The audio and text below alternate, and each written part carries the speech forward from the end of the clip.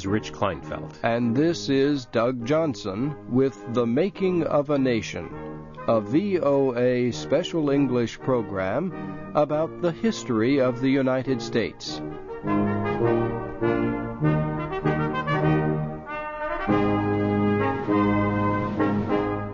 Today, we tell about the campaign for president in 1980 and the election of President Ronald Reagan.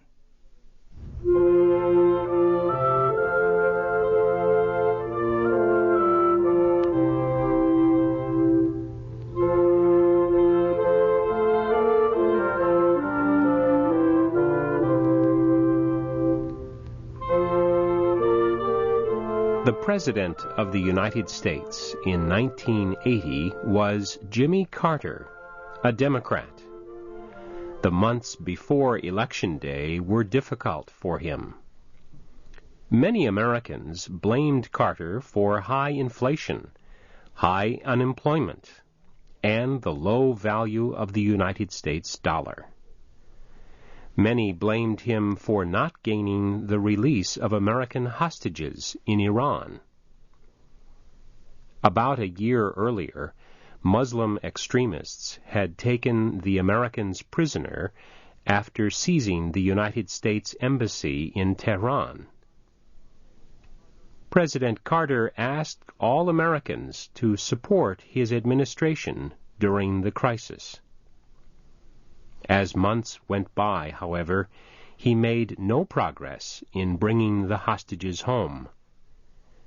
The Iranians rejected negotiations for their release. Sometimes they did not communicate with the Carter administration at all. The president appeared powerless. Carter's political weakness led another Democrat to compete for the party's presidential nomination. It was Edward Kennedy, brother of former President John Kennedy. He was a powerful senator from Massachusetts. Carter was renominated. So was his vice president, Walter Mondale.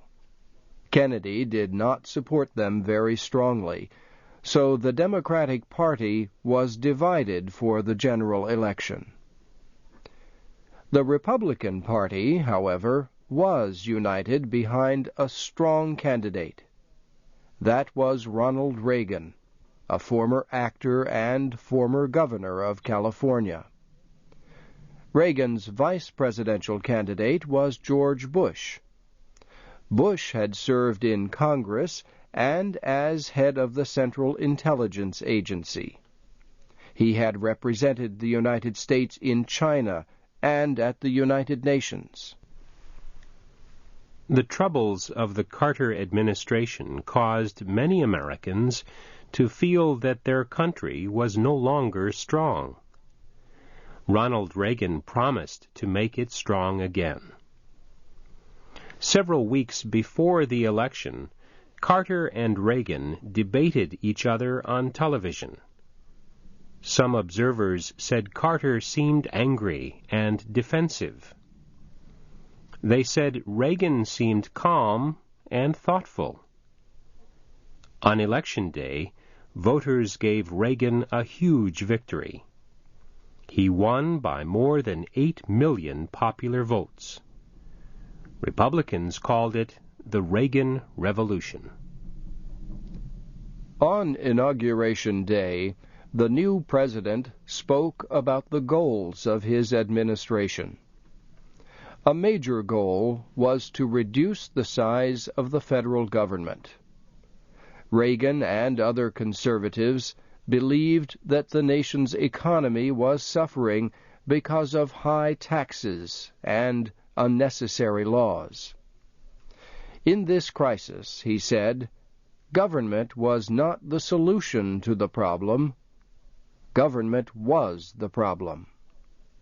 He urged Americans to join him in what he called a new beginning, and he expressed hope that the people would work with him.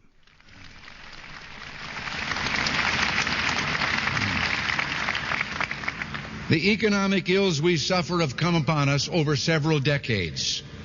They will not go away in days, weeks, or months, but they will go away. They will go away because we, as Americans, have the capacity now, as we've had in the past, to do whatever needs to be done to preserve this last and greatest bastion of freedom.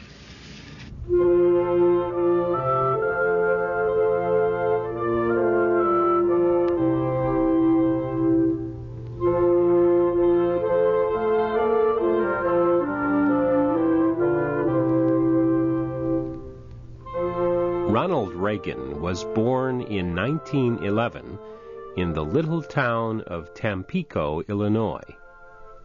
He was a good student and a good athlete. During the summer, he worked as a lifeguard at a local swimming area. One summer, he saved the lives of 27 people.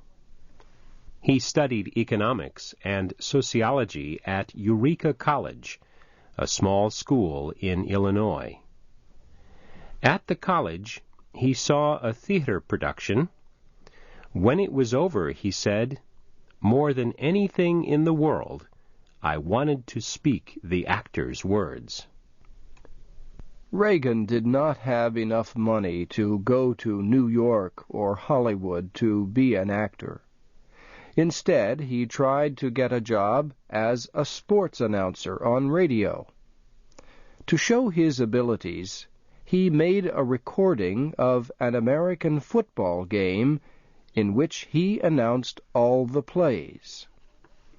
There really was no game, however. He had invented all the action.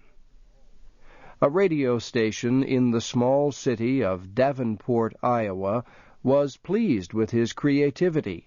He got the job. Later, he worked at a radio station in Des Moines, Iowa. And then he moved to the big city of Chicago, Illinois. There, he announced the action of baseball games. When the team went to California to play, Reagan went too. This gave him a chance to take a screen test to become a movie actor. The Warner Brothers Motion Pictures Company liked the friendly, handsome young man and offered him a job. Before long, Ronald Reagan was a Hollywood star. He appeared in many movies. These included The Newt Rockne Story, Bedtime for Bonzo, and King's Row. They were not the very best motion pictures made in Hollywood, but they were popular. During one movie, he met actress Nancy Davis. They married after he was divorced from his first wife. Reagan became deeply interested in politics during his years in Hollywood.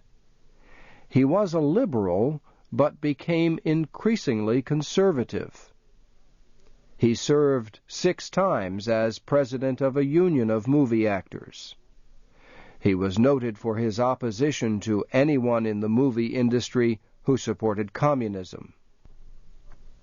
By the early 1950s, Reagan had stopped appearing in movies. Instead, he appeared on television. He made advertisements and also presented a series of dramatic shows. By 1960, he was making speeches for conservative Republican candidates.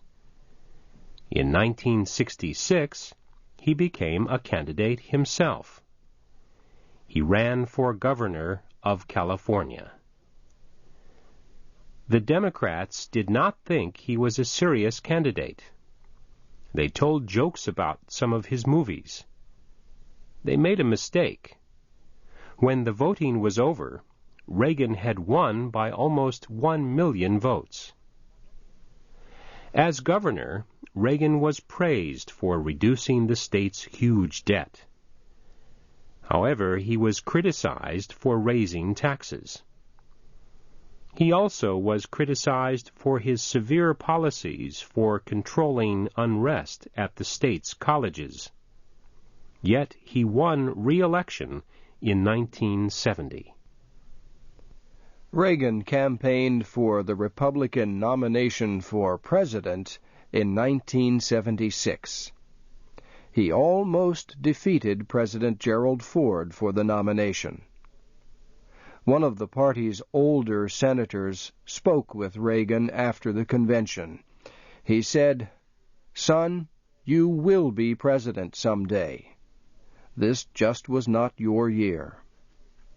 4 years later, with President Jimmy Carter in trouble, Reagan's day had arrived.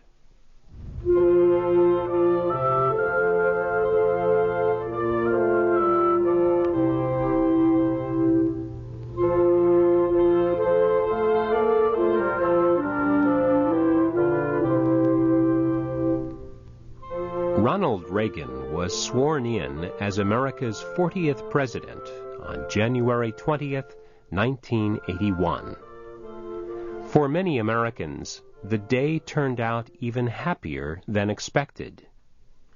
Iran finally announced that it would free the hostages in Tehran.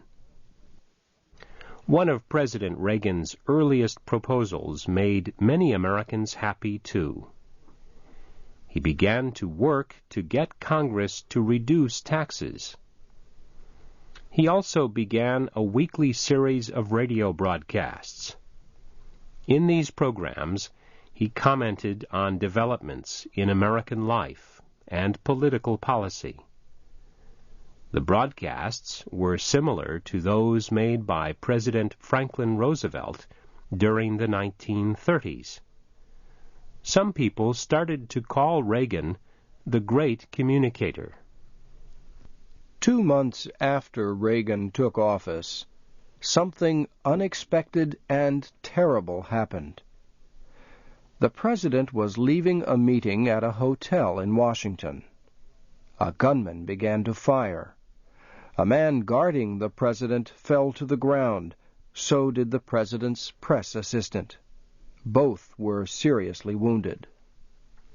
Other guards quickly helped Reagan into his car.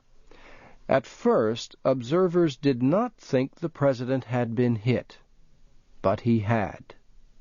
There was a bullet in his left lung close to his heart. Doctors removed the bullet. Reagan fought courageously to get well, and he did. We will continue the story of President Ronald Reagan next week.